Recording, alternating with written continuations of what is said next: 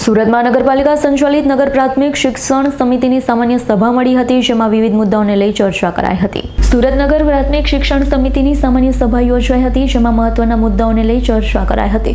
સ્વચ્છતા માટે ગ્રાન્ટ વધારવા તેમજ કર્મચારીઓના પ્રમોશન થાય તે માટે વહેલી તકે રોસ્ટર તૈયાર થાય મુખ્ય મુદ્દાઓ રહ્યા છે. અગાઉ શાળાઓની સ્વચ્છતા માટે 5,000 અપાતા હતા, જેમને હવે વધારી 15,000 સુધી ગ્રાન્ટ વધારવામાં આવી છે. શાળામાં સ્વચ્છતા માટે એસઓપી પણ બનાવવામાં આવી છે, તો નગર શિક્ષણ સમિતિને લગતા 32 જેટલા મુદ્દાઓ પર ચર્ચા કરાઈ હતી.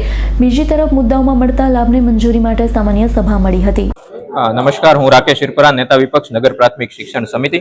આજરોજ શિક્ષણ સમિતિની સામાન્ય સભામાં બે સારા સમાચાર છે દીકરા દીકરીઓ માટે કે છેલ્લા 4 વર્ષથી જે લડાઈ અમે લડી રહ્યા હતા કે શાળા સફાઈની ગ્રાન્ટમાં વધારો કરવામાં આવે, એ શાળા સફાઈની ગ્રાન્ટમાં વધારો કરી અને ઓછી શાળા સંખ્યા ધરાવતી શાળાને 5,000 થી લઈ અને વધુ શાળા ધરાવતી સંખ્યા ધરાવતી શાળાને 15,000 રૂપિયા સુધીની ગ્રાન્ટનો વધારો કરી દેવામાં આવ્યો છે. બીજું કે દીકરીઓને સેનેટરી પેડ આપવાની જે માંગણી આપણા છેલ્લા 4 વર્ષથી હતી, ગઈકાલે માનનીય સુપ્રીમ કોર્ટે એને ઓર્ડર કર્યો છે કે ભાઈ તમામ શાળાઓએ આપવાનું છે, તો સમિતિ પણ એના ઉપર પગલાં લેશે એવી એમણે બાંહેધરી આપી છે. બીજું જે મુખ્ય વિરોધના મુદ્દા હતા એ કે બાળકોને હજુ સુધી શિયાળો પૂરો થવા આવ્યો છતાં હજુ સુધી બાળકોને સ્પોર્ટ્સના યુનિફોર્મ 2025-26ના મળ્યા નથી અને સ્કૂલ બેગ પણ મળી નથી. એટલે કે મળતા વર્ષ પૂરું થઈ જશે તો કરોડો રૂપિયા જે સ્કૂલ બેગ અને સ્પોર્ટ્સ યુનિફોર્મ માટે વાપરવામાં આવે છે, એ જો બાળકોને સમયસર સ્કૂલ બેગ અને સ્પોર્ટ્સ યુનિફોર્મ મળે તો એનો યોગ્ય ઉપયોગ થાય. આ નહીં મળવાને કારણે શિક્ષકોનો, કર્મચારીઓનો સમય બગડે છે અને અંતે બાળકોની ગુણવત્તાસભર શિક્ષણ ઉપર અસર પડે છે. તો આ તમામ વસ્તુઓ સમયસર મળે અને પ્રક્રિયાઓ સુચારુ રૂપે ચાલે એના માટે વિરોધ અને રજૂઆત કરી. રાજેન્દ્ર કાપડિયા, અધ્યક્ષ નગર પ્રાથમિક શિક્ષણ સમિતિ, સુરત.